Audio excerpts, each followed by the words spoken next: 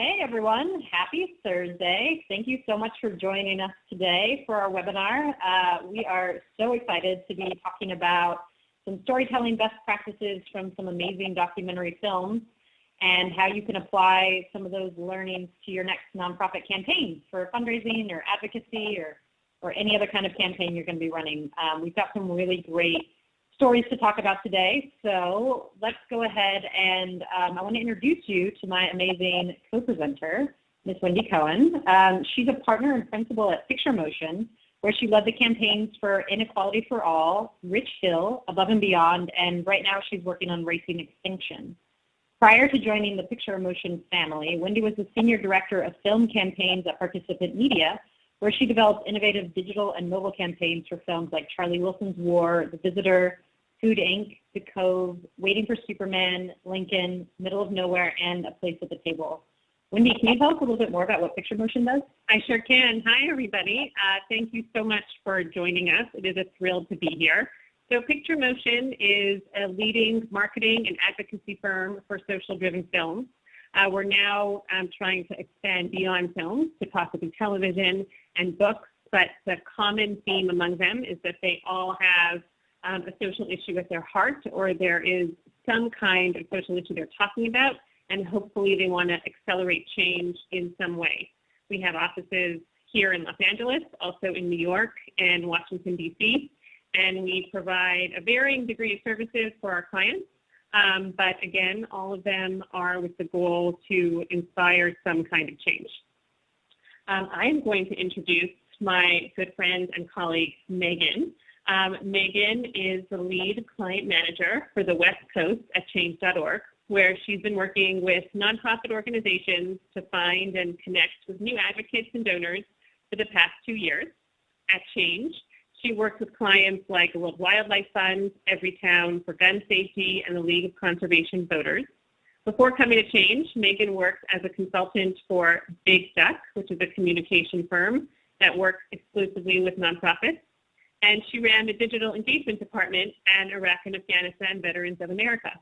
Megan, why don't you tell everyone a bit more about Change.org? Yeah, definitely. So Change.org is the world's largest petition platform. We have over 100 million users at this point all around the world. And we give people the opportunity to make the change that they want to see in the world with free petition tools. And we also work with organizations like some of the clients that Wendy just mentioned to help them find new folks to really promote their work through our sponsored campaigns too. So happy to answer any questions about that after the call as well. Cool, we are really excited to dig in. So let me give you a sense of what we're going to talk about.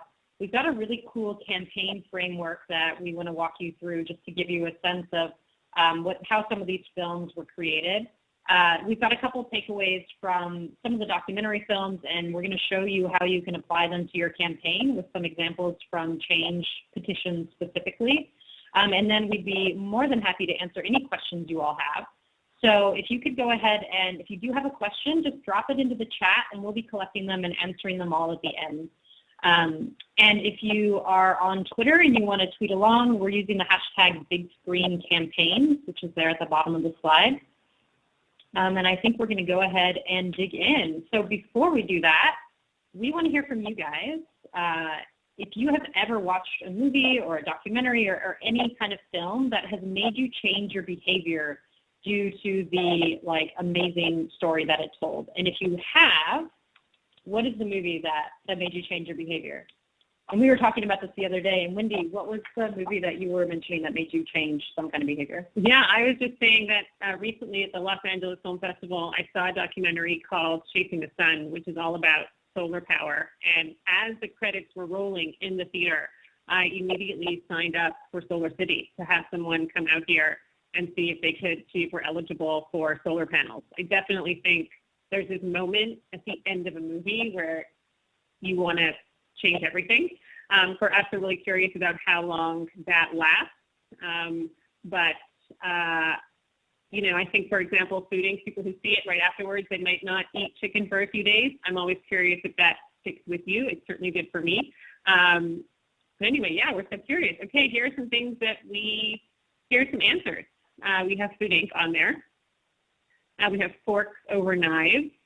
the SeaWorld documentary, which I think is probably Blackfish, Misrepresentation, The Matrix, which is so interesting. I'm so curious about what that changed in you. Super Size Me, awesome, and Inconvenient Truth. The Cove, which is great. Lots of Michael Moore movies in there too, which we're going to talk about in a second. Rocky Horror Picture Show, that's awesome. I also wonder how that impacted you. Feel free to type that in if you can. No one guessed one. That's great. Cool. Well, it looks like you guys all kind of understand the power of a really great story. So let's go ahead and dig in and talk a little bit about big picture, how we categorize these kinds of campaigns. And I really love this framework from an organization called Active Voice, which it applies specifically to films, but I think it's actually a really great framework that we can use for nonprofit campaigns as well. So Wendy's going to walk us through these 6 different kinds of campaigns. Sure. So this is from our great friends over at Active Voice, and they developed this for storytellers to at the onset really identify the kind of story they're telling, which I think really helps people identify their audience, their target audience, and also their goals. A lot of the examples we'll be giving today relate back to one of these 6, but I'll take everyone through them really quickly. So a rake, those are stories that scratch the surface of an issue and engage people with different perspectives around common values. So that's not drilling deeply down into one particular aspect of an issue, but rather focusing on a lot of different perspective and ways into the issue. A trowel digs very deeply and deliberately to plant a seed of advocacy.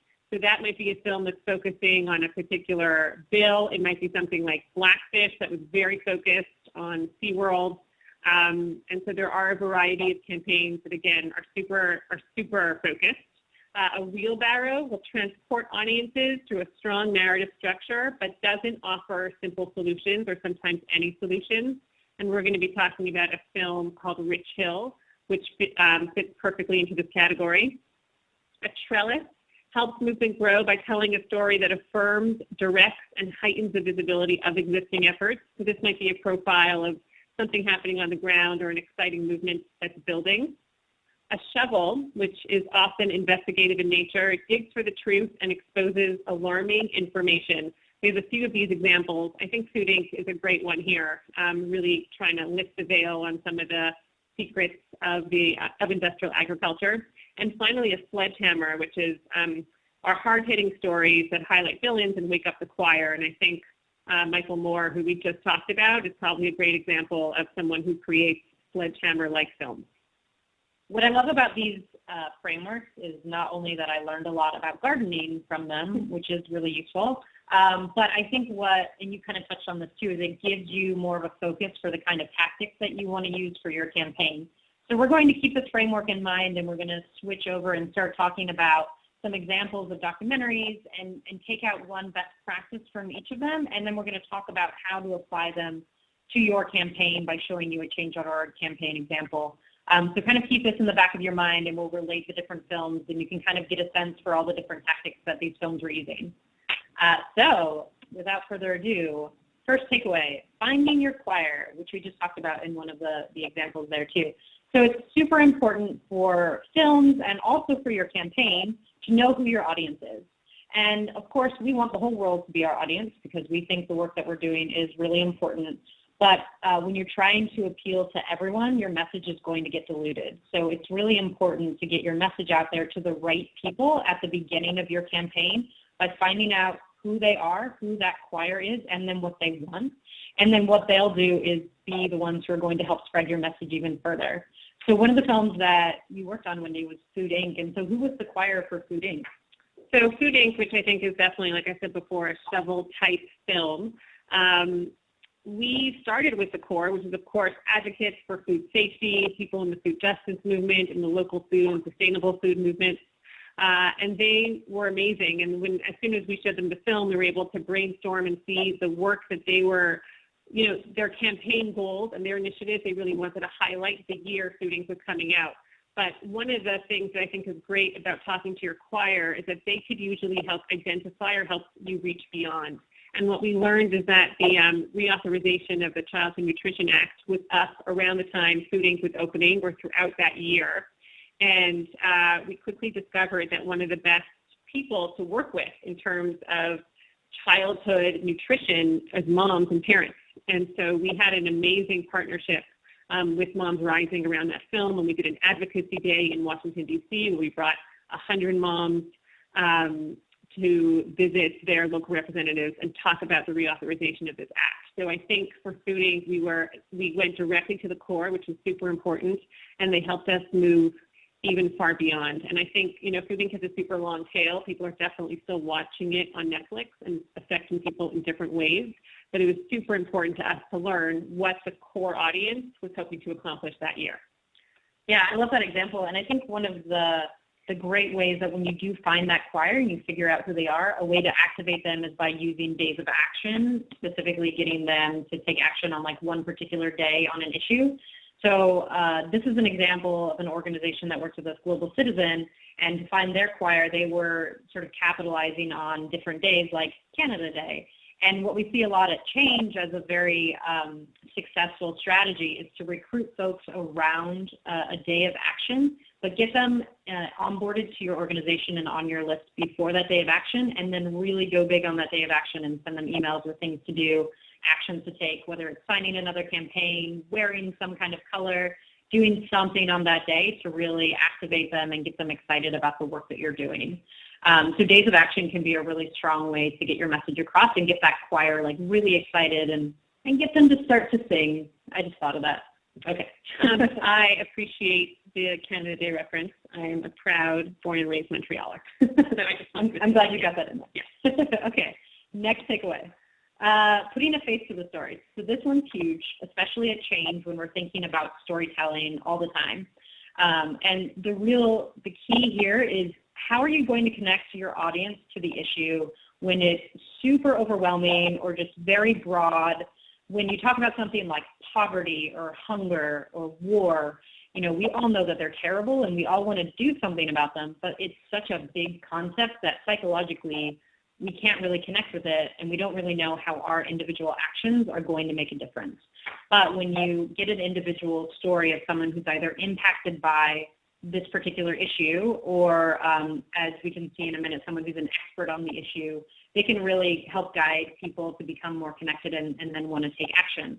So we actually have a film clip here that we're going to show. Can you set up the clip that we're going to watch? Sure. So this is a clip from a film called Inequality for All, which came out in 2014 in theaters, and then we had many different days of action throughout 2015. My colleague, Alex Pearson, who I see is listening today, was instrumental in helping this campaign come to life. So we will take a quick look at this trailer, and then I'll tell you much more about former Secretary of Labor Robert Reich's connection to this film. Great. Here we go.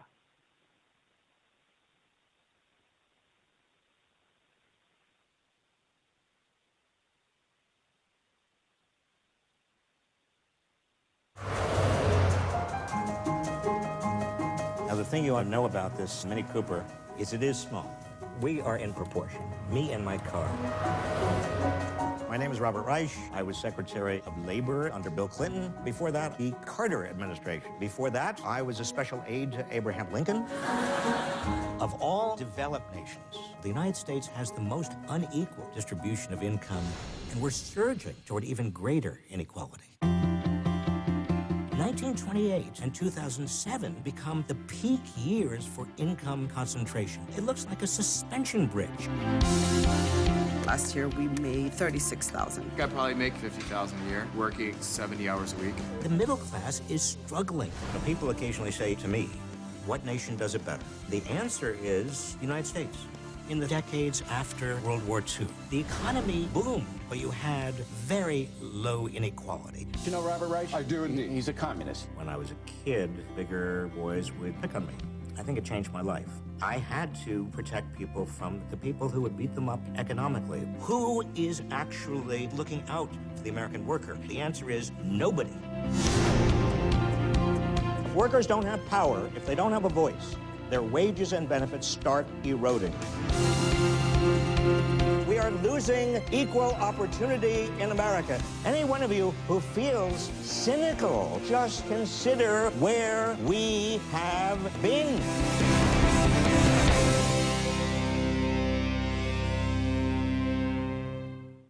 All right, that was like super pumped up now. Can you tell us a little bit about how you got him involved in the film and why his presence is so powerful? Sure. So first of all, I think I made a mistake earlier. The movie was in theaters in 2013, and we did a whole screening program in 2014. Sorry about that.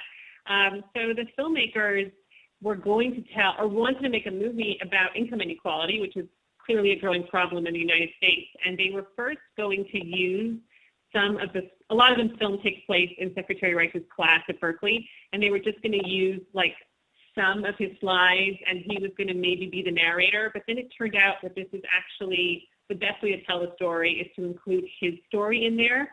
And Megan, a few days ago, you very accurately said he's like our knowledge Sherpa through the film.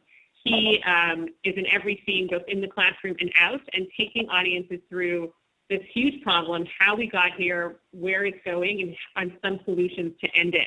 And I think the reason why it's incredibly powerful to have him, not only is he a very public figure and has lots of supporters, but his personal story is a real heart of the movie, and it really makes you understand why he is standing up for everyone in a very real and big way. But also he's very funny, and he explains things in the most perfect way. There is no word he says that is extra in any time he's explaining anything.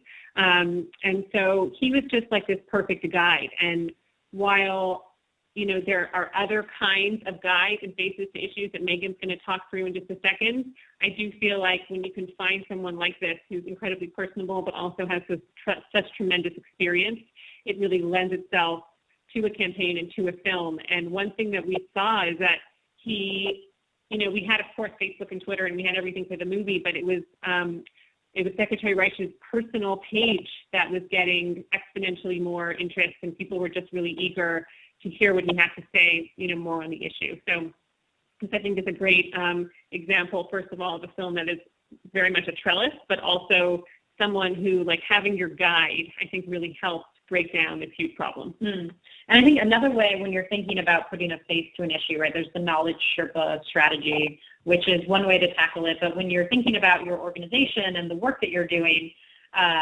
a way that you can really use this tactic is finding someone who has personally been affected by the problem. And what that does is really boil it down so that your audience can make a one-on-one emotional connection and really put themselves in that person's shoes. So this is a campaign example from Families for Excellent Schools, which is an organization out of DC. And instead of talking about just this huge issue of failing public schools and needing to overhaul the American educational system, they talk about this one mom and her son and his experience going to a failing public school. And that brings so much more color to the issue and also adds a sense of urgency because, sure, you want to help schools, but what you really want to do is help Devontae, and you want his life to be better. And the way that you can do that is, I think that the strategy here is showing his story and then giving you concrete outcomes for how you can actually affect change, which we are going to talk about in just a minute. And maybe just one quick word of caution is that a lot of people ask about celebrities, which Secretary Rice, sometimes when we were at screenings, it felt like we were with George Clooney, which was amazing, is that when you are thinking about maybe approaching a celebrity to support your cause and support your campaign, you just want to make sure that there's like real authenticity there. They're not just putting their name on it and hoping for the best, that they truly believe in it. They do things in their daily lives that make it seem as though they are not hypocritical in any way, and that hopefully they don't just want to lend their name, but they want to do more. So I just also wanted to put that out there in terms of thinking of celebrities about how sometimes it can be great, but sometimes it can definitely backfire. Yeah, definitely. That's a good word to the wise there. All right, so our next takeaway, number 3, is throwing it way back to elementary school when we had show and tell. When you're thinking about your campaign, you want to show and you don't want to tell. So it's so important when you're thinking about telling your story not to rely on statistics and numbers and sort of hitting people over the head with a bunch of data and facts. What you really want to do is illustrate the issue, again, by putting someone's face to it and telling their individual stories. And this film clip that we're about to watch, I think, is like the perfect example of it. Can you tell us what this movie is about? Sure. So this is a film called Rich Hill. I mentioned it earlier, is a perfect example of a wheelbarrow type film. This movie was at Sundance in 2014, where it won a grand jury prize, and it is exploring rural poverty, but only through the lens of 3 boys in Rich Hill, Missouri. Cool. All right, let's fire up that clip.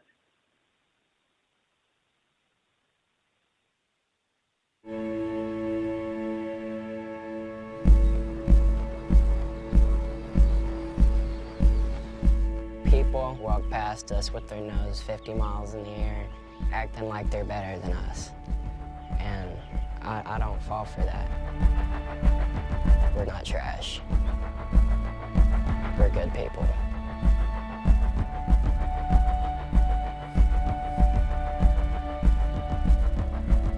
Think about moving to China and becoming an art teacher. We get to sit there and draw dragons all day.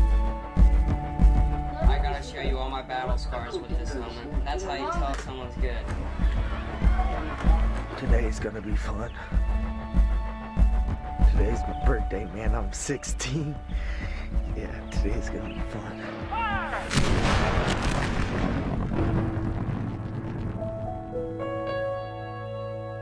Right now, my mom's in prison. No, I don't have a girlfriend yet. Big capital letters. Love ya, from Harley. Most important thing for you is your education. Most important thing for me is my family. That's all I need. My dad left when I was 6. Just walked out. Didn't even say bye.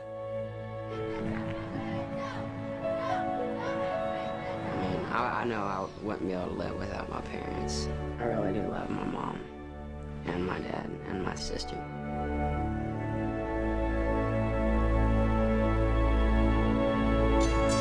I praise God, I worship Him. I pray every night. Nothing's came, but that ain't gonna stop me. This is what goes through my mind. God has to be busy with everyone else. Eventually, He won't come into my life. I hope it happens. It's gonna break my heart if it don't.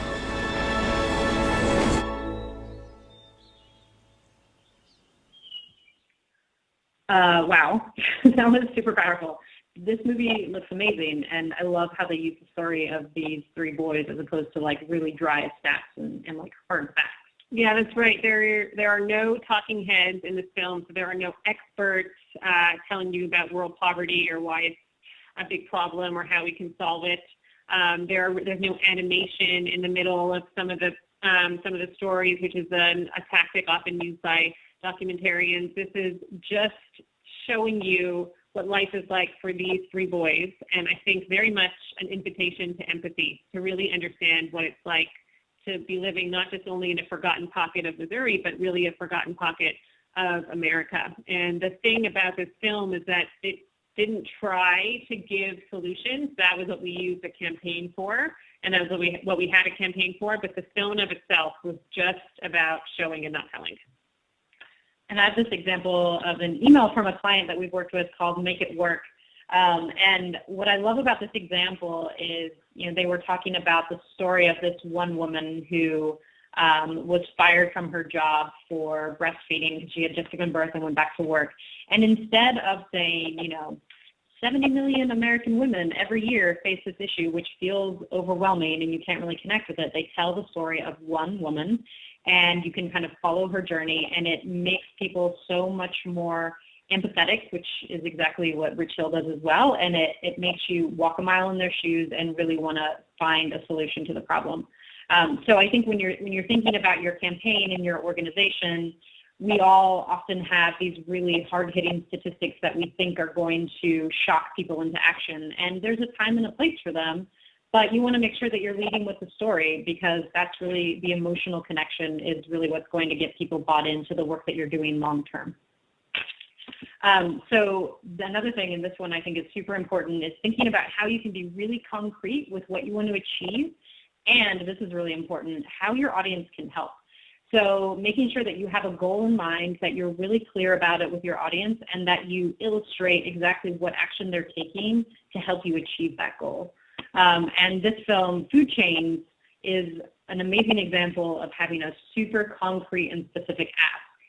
So this film, Food Chains, we opened last year in theaters. We're still working on it now, And it's definitely an example of a film that fits into the Trellis category. It is about farm workers' rights, but very specifically the Coalition of Immokalee Workers, who are farm workers in Florida, and very specifically their fight to get 1 penny more per pound for tomatoes that they pick.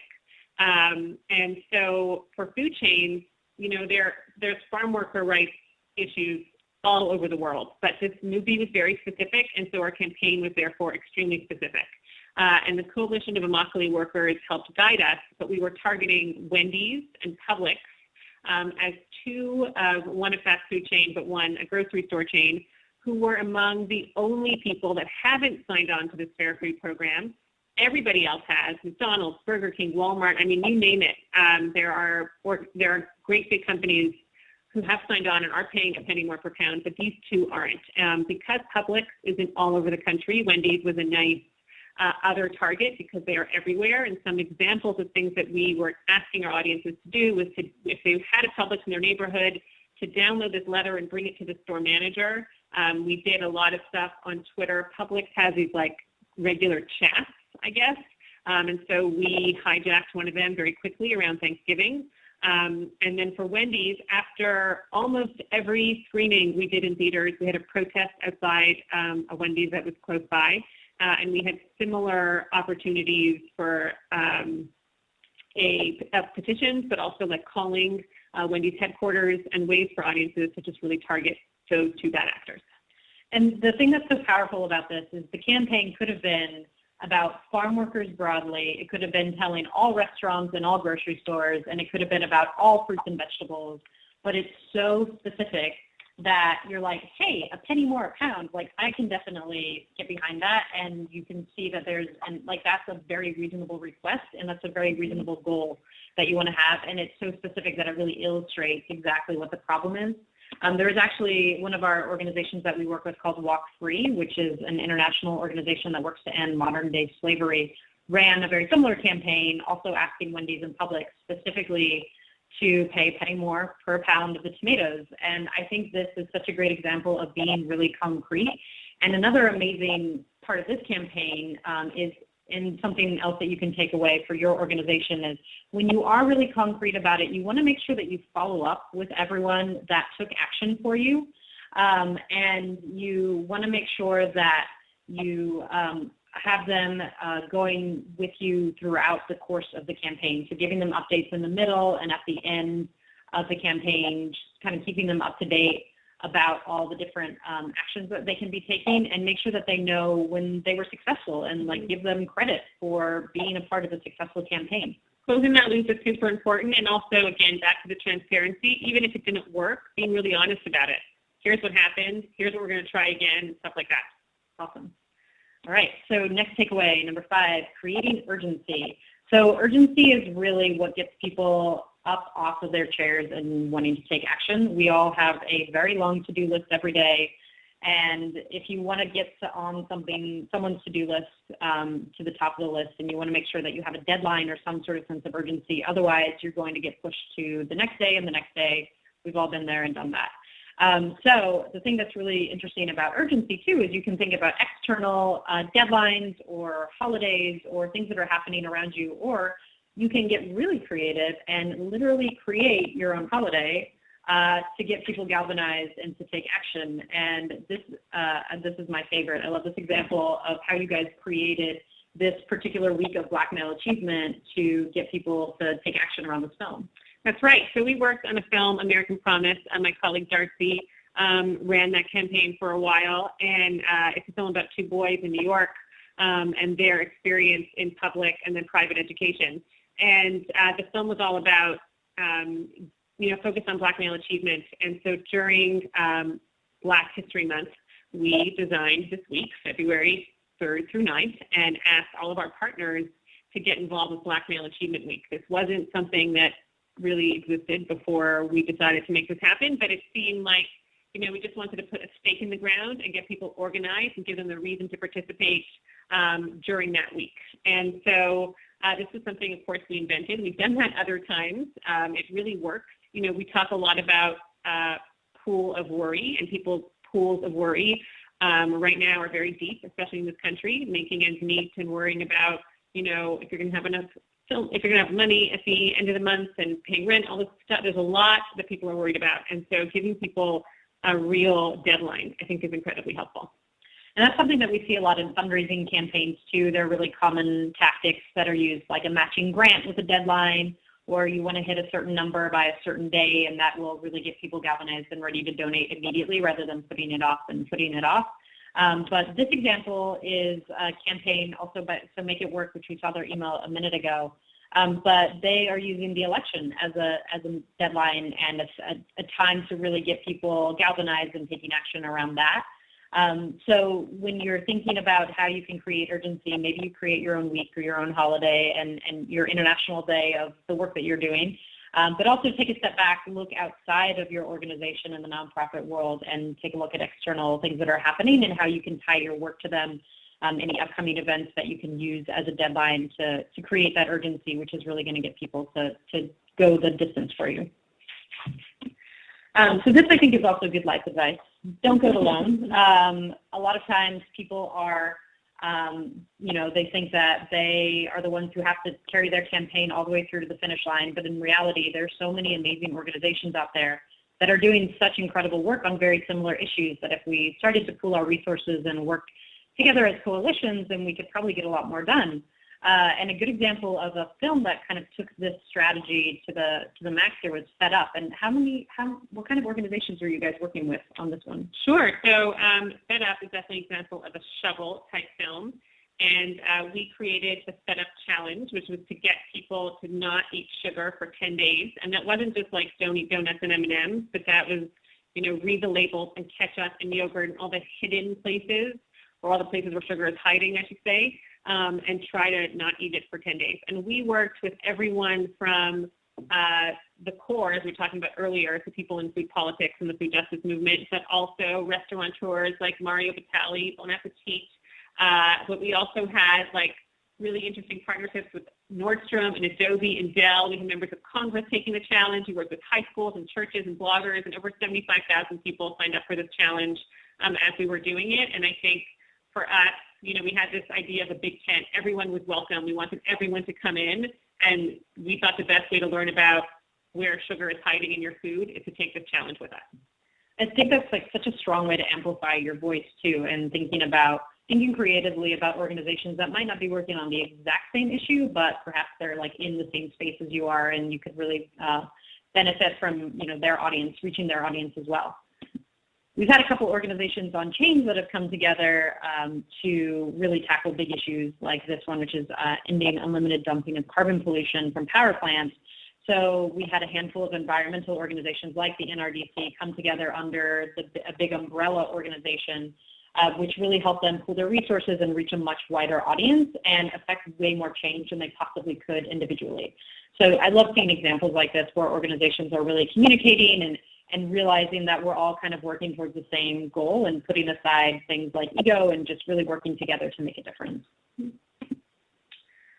So this one I think is, this is sort of an issue in the nonprofit community, and I remember doing this when I used to work in-house at an organization, but you are going to launch a campaign and you create all this amazing content for it. Maybe you have some videos and a quiz and just some really great stuff that you think is going to engage your audience.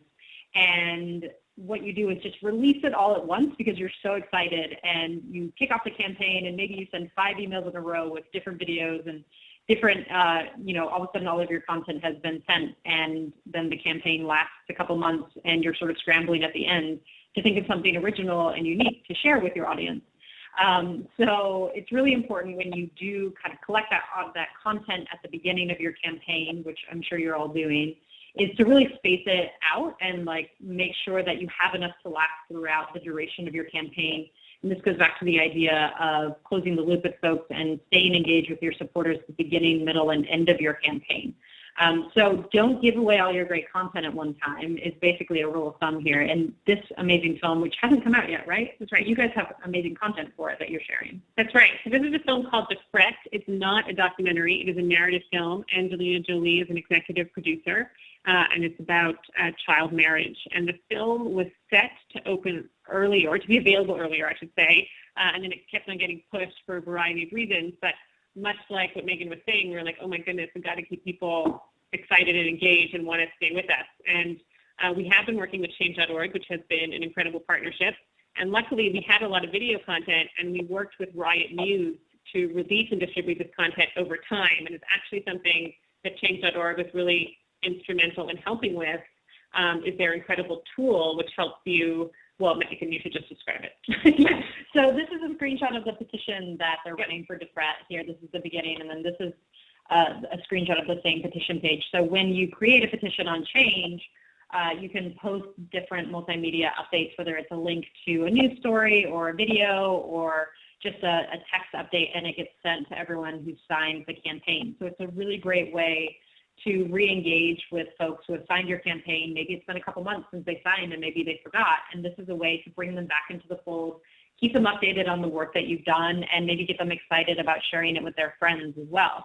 And so if you're running the campaign on Change, that's a great tool to use, but I think this idea applies even more broadly when you're thinking about just your email communication strategy as well. And it's so important when you sit down and you're planning out your campaign that you have your end goal in mind, that you're really concrete, which we talked about before, but that you have a calendar too. So you have a sense of all the touch points that your audience is going to get from you, so that you don't send out 5 emails in 5 days and then they don't hear from you again for a couple weeks, because then chances are they forgot, because we all have really short attention spans. So thinking about that kind of cadence of messaging that you want to use to keep people in the loop on the work that you're doing, making sure it's not too much and making sure that it's just enough to keep them excited and interested in the campaign. And making sure you leave room for thank yous and for appreciating their support, and also the work that they're doing to really help get your campaign and your story and your issue out there. Yeah, definitely. We could do a whole other webinar on thanking people for taking action. It's very important. That'd be awesome. We should do that. We should. All right, so our last takeaway here, again, also really good life advice. Just have a plan B. Chances are very high that something is going to happen in your campaign that is not what you expect, and it's so important to be able to pivot strategy very quickly and to be prepared for something to go differently than you expect. Maybe it's not necessarily something going wrong, but it's just different than what you planned. So having that plan B is so invaluable when it comes to running a really successful campaign. And I think this is something that you guys are dealing with right now, right? Absolutely. So Racing Extinction is a new film by the director and the team behind The Cove. It is similar in its feeling of being like things being undercover and having kind of that Ocean's 11 feel to it, but this one is a little bit of a broader story than The Cove was. And I think this campaign has really taught us very much to be nimble. So the film premiered at Sundance this year in January. And we got a lot of partners and people activated around that release. And we didn't quite know when it was going to be available to all audiences, but we weren't quite expecting that it was going to be till December. It's going to be on Discovery in 220 countries and territories where that network is available on December 2nd. And so that was already like a really long time to be keeping our partners engaged, keeping their community that we kind of started engaging with. So we've had different touch points that have happened in different campaigns that we've been running. And I think also it took a lot of us by surprise, but of course we were very grateful, is that when Louis, the director, got permission from both the City of New York and the Empire State Building to run this, Projecting Change initiative, where he and a large team projected images of animals going extinct on the Empire State Building. That was obviously an exciting, incredible moment. We didn't know that it was going to happen, and when it did, we had to work very quickly to activate our partners, to organize, to make sure we had a call to action. And so it was just remembering that you can't plan for everything. You definitely have to be nimble, and to just keep in mind that you should have a plan, probably C, D, E, and F. And it might feel like more work at the onset of the campaign if you're thinking about different things that could happen and having those extra plans, but ultimately, it's really going to save you time if you have those ready to go, so you're not sort of scrambling mid-campaign. And another way to think about this too is how external events and news items in the news cycle are going to affect your campaign and your messaging too. And back a couple of weeks ago, when the Supreme Court was releasing their rulings on marriage equality and Obamacare, we've been working with the Hillary Clinton campaign to recruit new supporters on Change.org, and they were running a couple of different campaigns around these issues. and they had content ready to go for either outcome, whether it had been upheld or if it had been struck down. And they sent the different variations of content so that we would be ready as soon as those rulings came down to update the language so that it really showed that they were on top of the news and listening to things that were happening and that they didn't have outdated content, because news happens so fast that you want to make sure, you really want to be on top of this and make sure that your audience knows that you are sort of in tune with what's happening and you don't look out of date. So when you are thinking about the messaging too for your campaign, think about possible external factors that could really be changing the way that you're talking about it, and maybe even write up some draft messaging, get it approved. A lot of times in organizations, there's a bit of a long approval process to get stuff ready to go too, so keep that in mind too when you're thinking about planning out your campaign. All right, so those are our 8 takeaways. So just to quickly recap, do you want to run through these real quick? Sure. So some of the things we learned today was find your choir, celebrate them, reach out to them. You definitely want them involved early, and also make sure they're activated early. Put a face to the story. So try to have either someone who's been most affected by the issue or perhaps a great guide for your issue, who can take you through some of the large problems that some of our campaigns are trying to tackle. And show, don't tell, which is one of my favorite rules for great documentaries and great films. And great campaigns too. Great campaigns, true. So we also talked about the need to be really concrete with your ask, and that also means like boiling down specifically what you want your audience to do and how their action is going to make an impact. Creating that sense of urgency, whether it's real urgency or maybe it's urgency that is somewhat manufactured for the purposes of the campaign. That's totally fine. Thinking creatively about other organizations that you can work with, maybe coalitions, maybe thinking outside the box a little bit too. Maybe they're not working exactly on the same issue that you're doing work on, but maybe it's in the same arena, and you can really capitalize on their resources and their audience as well. And then finally, if you have all that great content, make sure you're spacing it out throughout the course of the campaign so that you have that opportunity to be reaching out to folks who have gotten involved with your campaign both at the beginning, at the middle, and at the end, especially if you're not exactly sure how long your campaign is going to be lasting for. And then have a plan B. Always have a backup plan, because it's inevitable that things will go wrong, or go differently, I guess we should say, and that there will be opportunities to pivot your strategy and to remain super nimble too, and just be prepared. And that is super important to a successful campaign and documentary film as well. All right, so what we'd love to do now, besides show you a picture of our dogs, because you all have been so patient in waiting through the rest of the webinar, is take any questions that you all have. And we've been monitoring the chat here, so maybe we'll go ahead. If you have any other questions, please feel free to drop them in the chat there. We're going to dig in and start answering them for you, though. So Wendy, do you want to take this first one about Rachel? Sure, and also just a quick reminder, we will send out the recording at the end. So everyone will get a recording. And if anyone's missing, I think someone has some trouble seeing the Rich Hill trailer, I can put that in the chat box. That'll be helpful. So someone had a question about inequality for all. And the question is, do you know if different impacts, have been documented between men's stories and women's stories? In other words, does one gender wield more influence on social change than other? Whoa. My goodness. I don't know that scientifically or statistically in any way. I think I might have an inclination, and that has to do, and this is going to sound terribly sexist, but I think this just kind of has to do with the issue. So I think moms and children have a very tug at certain heartstrings, and I think they're the reason why a lot of news anchors in this country are white and male.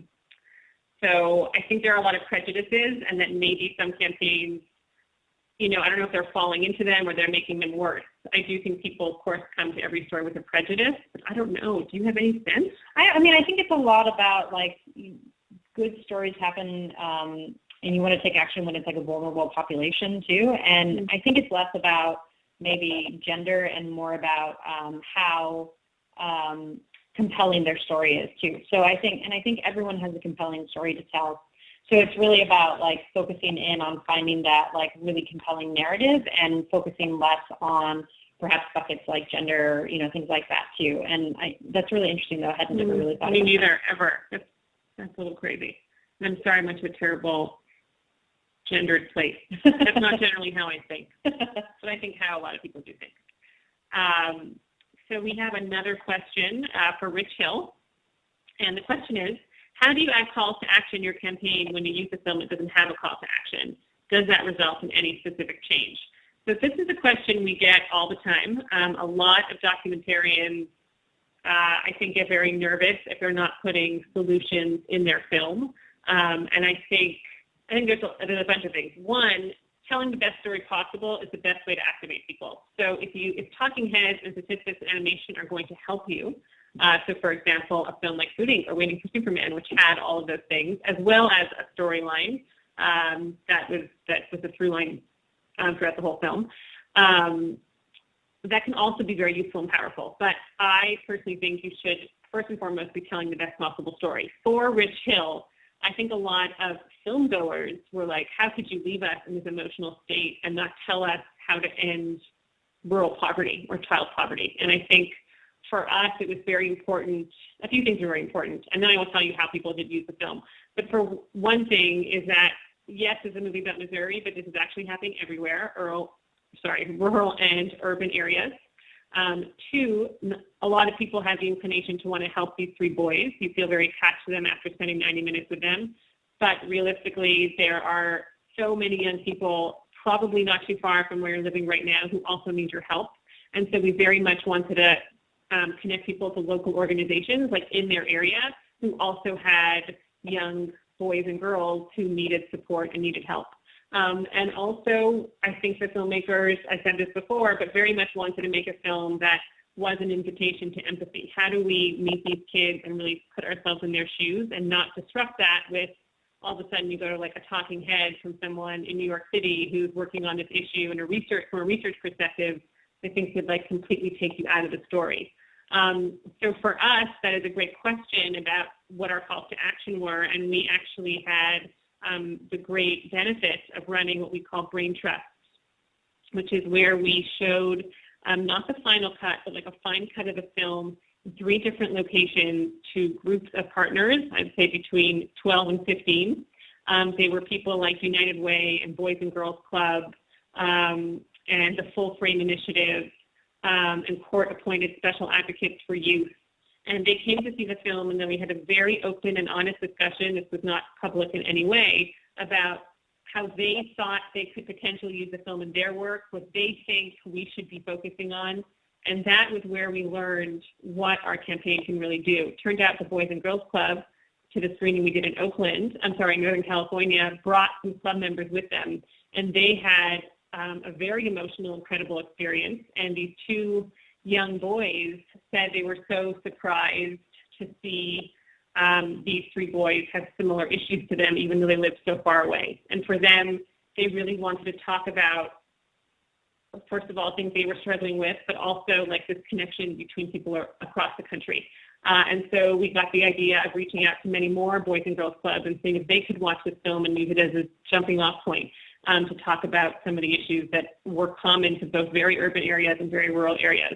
We also met the Full Frame Initiative, who is now using the film in a series of workshops they're doing around Missouri, but they're taking them to other states where they're bringing stakeholders together from everything from like Department of Education and Social Services to faith leaders and social workers who are sometimes reaching these populations in at different points or at different moments, but not necessarily working together. And they feel like Rich Hill is one of the few examples where you see all the issues facing a young person and that we can't just solve them one at a time, but we have to work together to solve them in a way that feels, that feels almost collaborative, that feels like you're tackling everything at once. I mean, Harley, who's the boy who's dressing up for Halloween in the trailer, is food insecure, and they are on food stamps, SNAP benefits.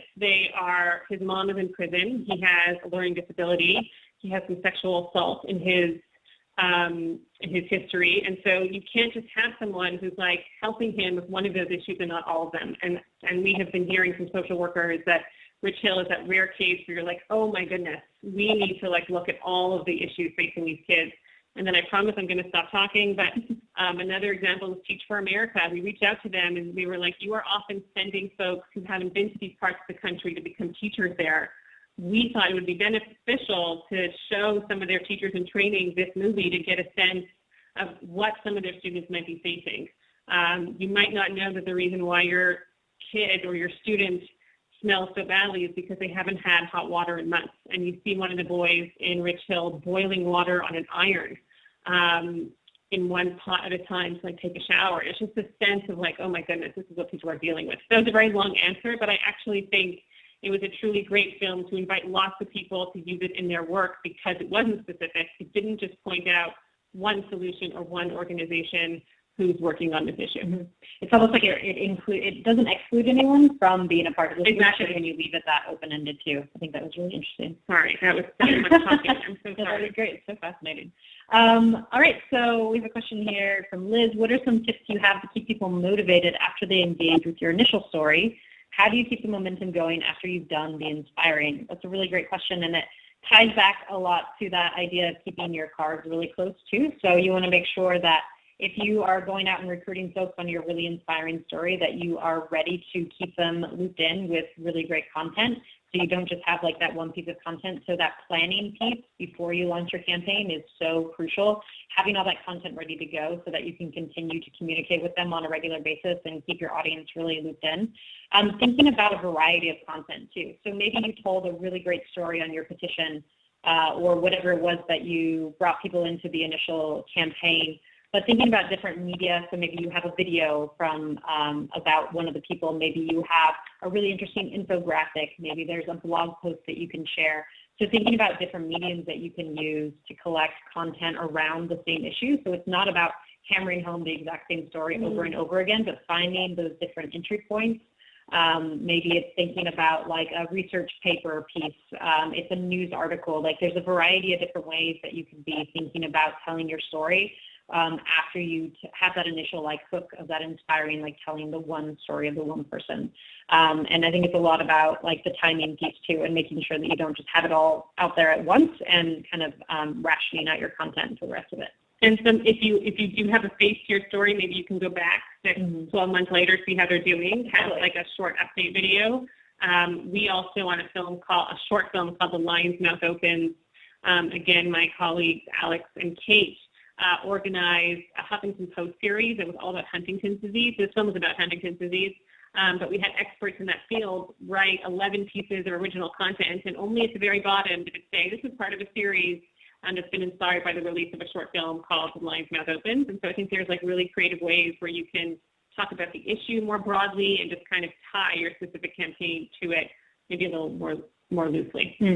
I'm excited to hear your answer to this question. How do you see the opportunity of using video on demand platforms like Netflix to teach people after watching a film? Because so many of these films are now available to be watched like anytime. Totally. And this is a question I think from Sarah. Sarah, thank you for asking that. So my big dream was to work, this by the way is not a reality at all. So my big dream is to work with Netflix because they know who is watching and renting what.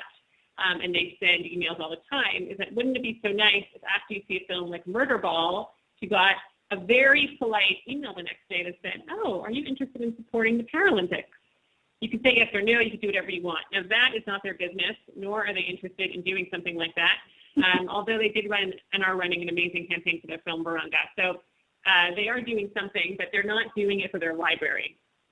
I think that's a very, very interesting question. So I think the best you can do is that make sure that the URL for the film or some campaign information is in the end credits, so that hopefully if people are watching the whole movie, they get to there and they're like, oh my gosh, here's where I can go to participate in a campaign. So if you're watching Food Inc., there's a URL at the end of it, and hopefully you will go there and find more information and more resources. I don't think places like Netflix or Amazon right now are thinking about, creating much more tangible links between their community and these campaigns. That is our dream. We would love to do that, and we're hoping that one day that we can. So I think it is really important to have that as part of your film. I don't know any other way I don't know any other way to like use that platform. One thing though that is if we are working with films that are releasing on Netflix, so they have a deal, we sometimes before the release organize house parties, organize programs, people to get together and watch the film together and then take action. And we organize things like Skype calls and Google Hangouts with the director and with people from the film. So it gets people motivated to watch it on Netflix. But we've kind of been doing that. It just happens to be on Netflix. We're not doing that necessarily with Netflix. It seems like a lot of opportunity probably will crop up in the future, though, I think to drive people directly to a campaign. I think so.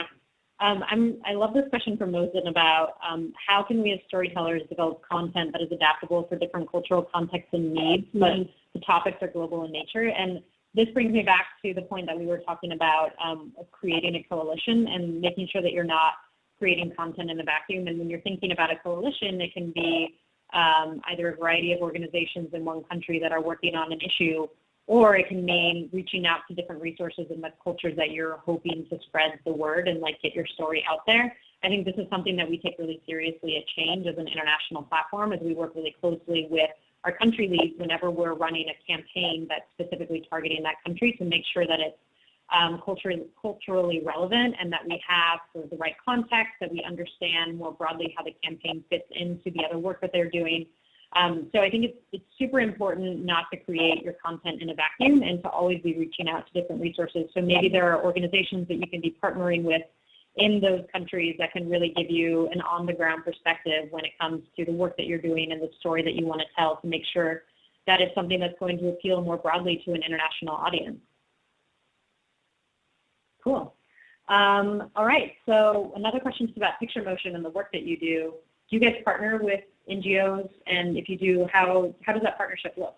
So the heart of all of our campaigns are, of course, with partnerships with nonprofits, sometimes for-profits and foundations, but the heart of all of our movies and the success of all of our campaigns really lies in the partnerships we have with nonprofit organizations. I'm not sure if the person asking this question, I think is Morgan, was asking if we ever work directly with a nonprofit. This is outside of a movie, and the answer is yes. We are thrilled to help either if this nonprofit has a story that they want to get into the world, they want to craft a story that's maybe something that we do together, and we are, of course, very happy to do that. I think also we are experimenting with experiential marketing, and so we've had a few clients, we've run a few campaigns that are all about on-the-ground events and these kind of like pop-up, call them? Like there's these things that happen once in real time on the ground, and so that is like super fun for us to do. We love thinking through that, and I think there's some really cool stuff that we can do there. We also are, we get a lot of phone calls from nonprofits who are sometimes like, oh, do you know if there's a movie coming out about X, Y, and Z issue? And so we're also happy to make those connections, even if it's a film that we're not working on. But we do see a lot that come through, whether it's a festival or some funders, and so we're always happy to make those connections. Cool. You guys do such amazing work. All right, so that just about wraps us up. We're at the top of the hour here. Here is our contact information. If you have more questions about working with Change or more about what Picture Motion does, feel free to get in touch with us with our Twitter handles and our Facebook pages as well. Thank you all so much for joining. This has been really, really amazing. I've learned so much from the work that you guys are doing, Wendy, and I just really appreciate you taking the time to chat with us today, too. And we are in awe of the impact Change.org continues to make, and we love working with you, so we hope there are many more occasions. Awesome. Well, I hope you guys all have a great afternoon and enjoy the rest of your week, and we'll send out a follow-up email with the slides and the recording so you can continue to enjoy the presentation over and over again. Thanks. Thank you. Have a good day.